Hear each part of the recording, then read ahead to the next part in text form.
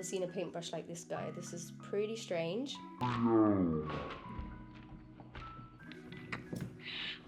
Oh, that's cool.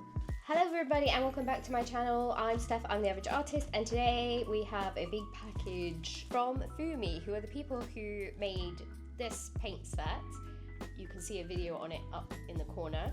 So they kindly sent me some stuff. I don't actually know what they've sent me, but we're gonna find out. Okay, first of all, I can see another opaque paint palette. So let's open that first. Got a lot of bubble foam? What am I saying? What is this? Bubble wrap. Oh my gosh, why is my brain not working? Solid opaque watercolors. These are this set again, but I think they're gonna be the darker, which will be cool. They also have different packaging. I think they're working on their packaging and they're doing different packaging for these sets as well, which is cool. It's exciting. I can't remember. I think this last one came in a box like this as well. It's the same set but different colors. So these are the much more pigmented high color ones, and I'm actually super excited to test these out as well. Just ignore how messy this one is. So these are the two palettes together, and that's what they look like, which is pretty cool. But yeah, same pans. These come out, I think you can replace them, and same kind of tray, tin, which is cool. Let's see what's in here. Ooh, some brushes, and oh, some more brushes. Very nice. Okay, so that's what they sent me. I think they specialize in brushes as well. That was excited because I need new brushes, and yeah, I'm ready. I'm ready to have new brushes. This one is like a little case. Very nice. Ooh. Okay, I'm not sure this is real leather or not. I'm kind of hoping not, because I am actually a vegetarian. But sometimes some art supplies do have animal like remnants in it, so you never know.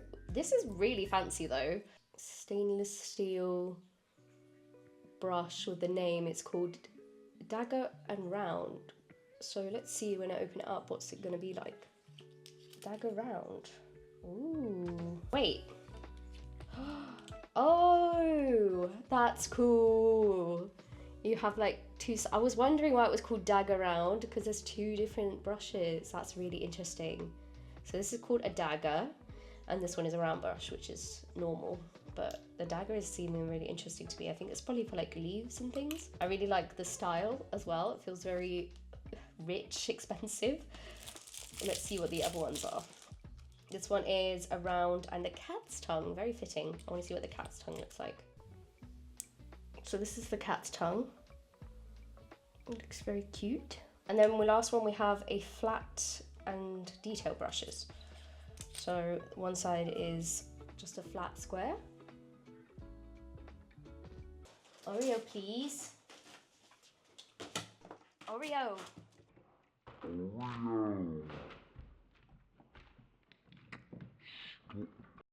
And the other side is a detail brush, like that. Ooh, it's a nice long brush. And now this artist set. Artist set for watercolor, gouache, ink, painting. Enjoy painting, create a masterpiece. Okay. Oh, wow. Ooh, these are cool. They're like super pronged paintbrushes. I'm guessing for like different details. So if you're doing like a lot of trees and leaves or something, and you want crosshatchy kind of vibe. Oh, this is cool. I need to figure out how to use these though. Very nice, very interesting. They're really weird. I've never seen a paintbrush like this before. This guy. Never seen a paintbrush like this guy. This is pretty strange, but I'm looking forward to using it. Yeah, okay, so those are the paintbrushes. Very awesome. Hello, it is now the next day, and I'm just getting rid of this packaging. I struggle packaging is like a thing. It's a tradition on this channel that I'm just gonna struggle with that. So I'm just gonna do a little swatch like I did before for these paints. Yeah, so I'm gonna use this flat brush. I'm not gonna swatch the white, I don't think, because what's the point of that? Maybe I should, just for aesthetic. I think I'm gonna wet them all a little bit first. Somebody said in the comments last time, if you wet the paints and then leave them, I wish I had a little spritzer, but I don't at the moment. I used to. But if you wet the paints, leave them, and then come back to them, that's like good. And it does make sense because they're very gelatinousy, if that, yeah. Without getting pigment on this brush, which I don't know why I shouted that. If you didn't come for chaos, then you shouldn't be here, because sometimes I'm quite chaotic. But like unintentionally, so it's at the point of like annoying. It's not like a fun chaos, it's just like, what is she doing? We lever it up a lot because I feel like it's not gonna really fit. So we've got 6 across, so yeah, like I said, can't see that. This paintbrush definitely picked up a lot of pigment then. I'm gonna run out of space, aren't I? I've done it again where I've not done it correctly. I don't want to do that. Just did that without thinking. I just want to like see how it blends. It's quite interesting. So I made a mistake, so I just blended the colors together. And I feel like I want to do that now. I just want to blend each color into the next. I'm going to do that quickly, and then I'll do a proper swatch of a color too.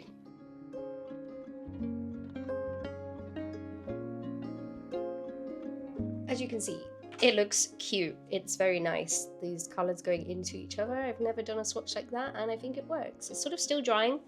What I'm going to do is little dots of each color by itself at the bottom so we can super see which each color looks like. But I'm going to use a round brush for this next one. Round, there we go. Also need to swatch these weird paint brushes, see how they look. Again, we're going to use the white because I don't know why, but because you literally can't see anything.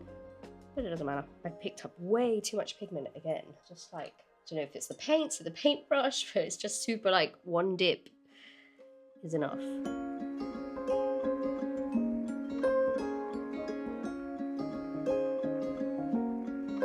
There are all the colors swatched. What do you think? I think they're so pigmented and cute, and it looks great. And let's test out the brushes and do some watercolory stuff. But I think this is such a cute little swatch as well. I feel like sometimes swatches can just be as cute as they are.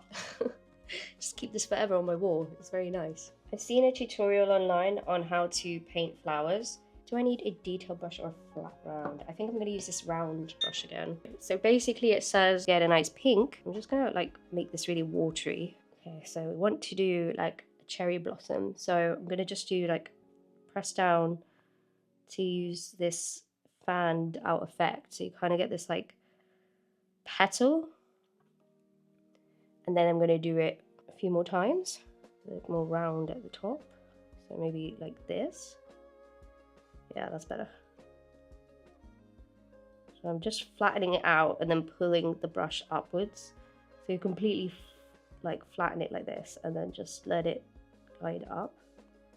So you kind of have this like petal looking end. I want to also use less pigment because I like the idea of the petals sort of having this see-through quality. So if I pick up some of this pigment here. Where's my cloth gone? I'm using just like a random cloth to just wipe away my paint because sometimes you have to. That kind of like texture of this see-through flower. Then you don't want it all to be super pigmented, you want just some of it. So, okay, sort of tried to do a flower there.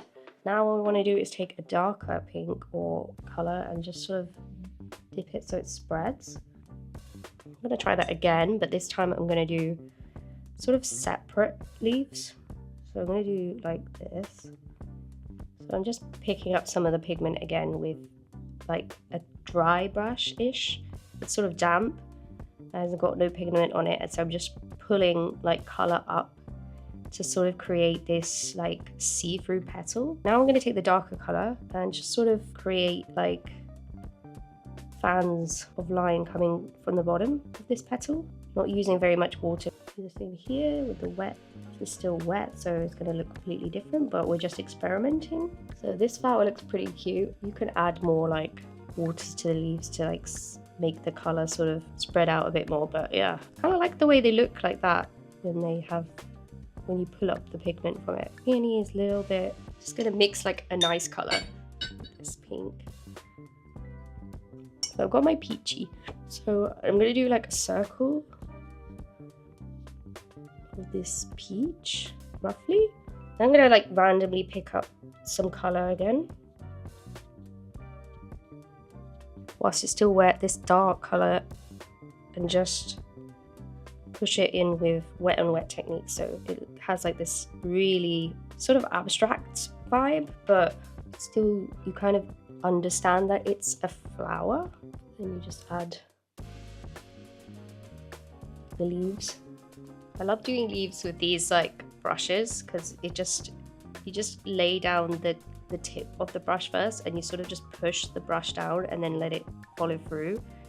You can get like some really nice shapes of leaves, and it just looks really effective. And then if you even want to go in green, I think I've done like a really dark green, but you could do like just on the tips and like around, so just give a little bit of shadow, and just add like different colors as well to sort of get that like hint of what it is.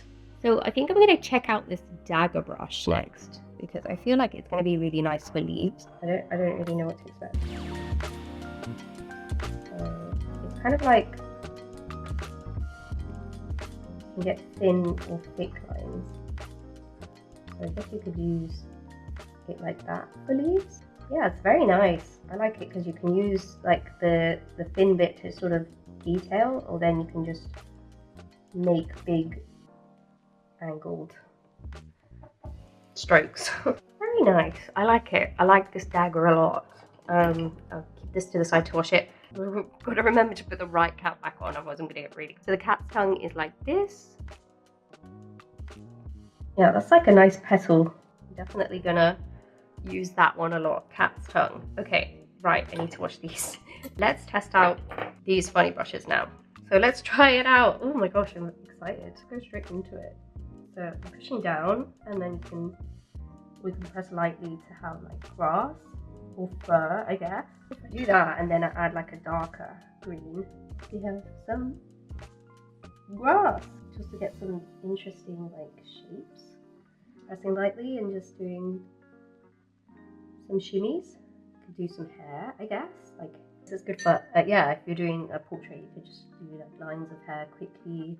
Cute though. I really like the textures. And we love doing interesting things around here. So this is what it looks like up close. Very cute. I think we're going to try the big boy, the mammoth, the behemoth, the craziest brush you've ever seen. I'm going to pick up a random color and test it out. Ooh, it's cool.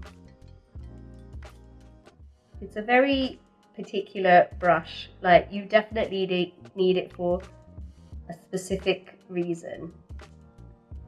And that reason could just be grass, it could be hair, it could just be to do cute little patterns. And I think I really like it. It's very fun. So those are the brushes. I'm going to try this one because it had those three different sizes. So you can see it does 3 different sizes of line,